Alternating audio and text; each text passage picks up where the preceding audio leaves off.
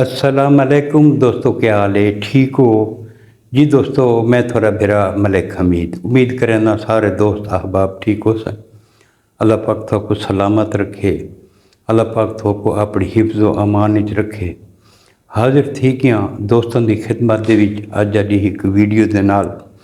निहायत ही अफसोसनाक वीडियो है जी दोस्तों। ये जी अज वाली वीडियो है, जोड़ा ये सानिया है, ये चकवाल है, जिथा सारे मशहूर मारूफ DPO अहमद मुहैयुद्दीन साहब लगे रहन।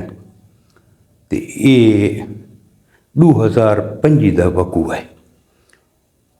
2025 एक जमींदार जिंदा नाम मुहम्मद इसहाक, चिट्टी सफेद दाढ़ी, उस थाने ते दरखास्त दी है कि मेरे देरे उत्ते डकैती थी गई है तो मेरे पैसे चबे गए।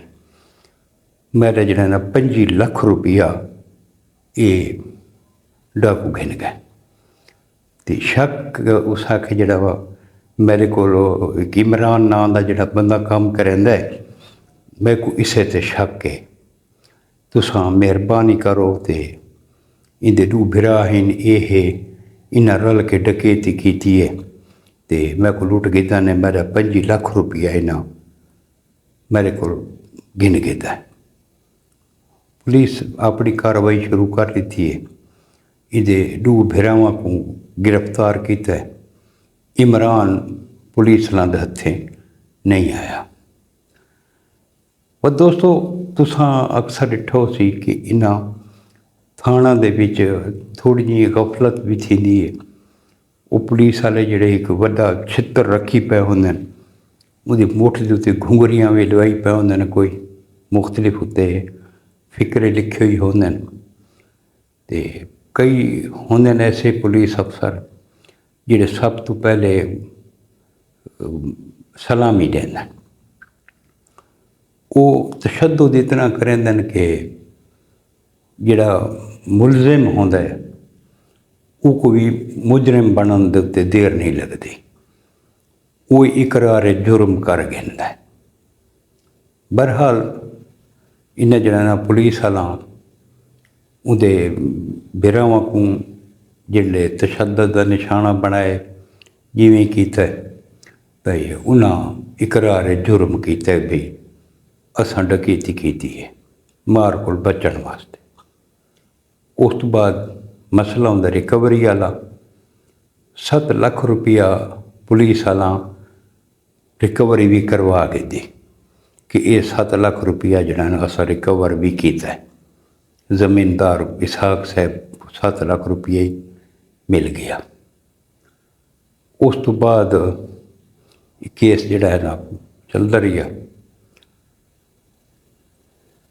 जमानत की दरखास्त गई, सारा कुछ गया, तो उनका एक बिरा जिहदा नाम फरमान आई, वो जमानत उत्ते बहर आंदा है। इत्थों वध थींदा इवें है कि इंदे जमानत ते आवन कोल कुछ दिहाड़े पहले उत्थां ही एक तलाब है, ते तलाब दे विच एक औरत को जड़ा ना वो कुछ हड्डियां जड़ा ना दरिया दे विच तलाब दे विच नज़र आईयां। उस पुलिस को इतला दी है कि इवें मसला भाई ये हड्डियां वगैरह जड़ा ना इतना ही। पुलिस वाला वो हड्डियां कलैक्ट कीतियां। उस तो बाद जड़ा उहदा बिरा वो फरमान जड़ा है वो उस जी कानूनी कार्रवाई होंदी उस वो शुरू की है। उस DNA वास्ते अप्लाई किया कि मेरे को शक है कि ये जड़ा है मेरे भाई इमरान दी हड्डियां ना हो।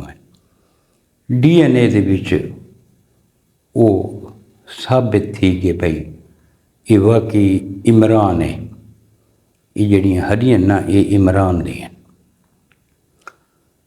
पुलिस वाला इतों सोचा यार भी ये किवें थी सकता है, इमरान तो थी गया कत्ल, वो डकैती किवें कर सकता है।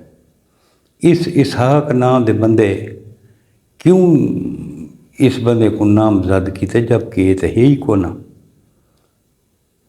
पुलिस वाला को लगे भी एक मिस्टेक थी चुकी है, लेकिन उन्होंने वक्त जिले इसहाक को आखे आका करे खन जिले को शामिल तफ्तीश किया ने तो इसहाक आखे भी इमरान को वाकई मैं कत्ल किया है। आले कत्ल ही उसको बरामद किया, उस इकरार जुर्मी किया कि मैं इसको मारा। मारा क्यों है, वजह के रीज़न दस। उस आका कुछ अरसा पहले इसहाक आखे कि मेरा भांजा कत्ल थी आई तो मैं इमरान को आखाई भी तू इहदे विच गवाह बन। उस इनकार कर दिता ही। उस आखे मैं किवें गवाह बना, न मैं को पता न मैं मौके ते न कोई शै इवें जिहड़ी गल दा मैं कोई इल्म कोनी, मैं इवें क्यों कहें बेगुनाह दे उत्ते मैं थप देवां। लिहाजा मैं ये जड़ा ना झूठी गवाही मैं नहीं देवनी, भावें कुछ ही कर। या उसको रंजिश है, इस रंजिश के तहत उस इसको कत्ल किया ते तालाब दे विच जड़ा ना उसको सड़ दिता है, जिहड़ा कुछ अरसे बाद बरामद थी गया। बहरहाल उस तो बाद थिया इवें कि वो जड़ा उनका भाई है फरमान उस कबर कुशाई दे वास्ते अप्लाई किया भाई मैं अपने भाई की जड़ा ना भाई अपने कब्रिस्तान दे विच मैं इहदी तदफीन करना चाहना, तो मैं कोई इजाज़त नहीं सी वजह। ठीक है जी, इजाज़त किन की दी। हुण मसला ये बना है कि जिस टाइम कबर कुशाई थी है, सुनते इवें पे हैं कि कबर दे विच सिर्फ कफन आई, बई कोई शाही को नहीं, कोई हड्डी को नहीं, कोई शाही को नहीं, कोई पता नहीं वो बाकियात किनते गई किनते नहीं गई। बड़ा एक अफसोसनाक पहलू है। उस तो बाद साल तो बाद जड़ा वो इसहाक नाम का बंदा है, ये भी बरी थी के थे अपने डेरे से पहुँच गए। इस टाइम तक ही समझ नहीं पई आती बई वो डेड बॉडी किनते गई है। ये जड़ा बंदा इसहाक इबरी थी तो किस बेस के उत्ते थी है, क्या वाकई ये मुजरम है या को नहीं, इसकी तहकीकात भी तो थीवनी चाहिए। और अस मुतालबा करें हैं अपने इदारों को कि इसकी शफाफ तहकीकात की वजे आया कि ये इसहाक कातिल है या नहीं। अगर है तो इसको करार वाकई सज़ा मिलनी चाहिए, अगर नहीं तो इमरान को कत्ल कैं किया, उसका कातिल ही तो गोलना चाहिए। दूजा जिन्हें ये तफ्तीश की थी, जिन्हें रिकवरी का 7 लाख रुपये पवा दिता है, जिहड़ा उन्हें पुलिस तशद्दद को डर को उन्हें 7 लाख रुपया अपनी जेब में दिता, उन्हें कोई तो शामिल तफ्तीश करना चाहिए ना बई तुसां किवें तफ्तीश की है। ये सारे जिहड़े ये पहलू हैं, ये तिश्ना हैं, इन्हां दी मुकम्मल इनक्वायरी थीवनी चाहिए। पता तो लगे ना बई जिहड़ी इमरान की डेड बॉडी जिहड़ी बाकियात हैं वो गई कित्थां हैं, ये इसहाक किस बेस के उत्ते ये बाहर आ गए। हुण ये बजुर्ग आदमी है, तकरीबन 70-75 साल उम्र दी, चिट्टी दी दाढ़ी है। ये एक बंदा इन्वॉल्व नहीं थी सकता जो मर जाती चाहिए।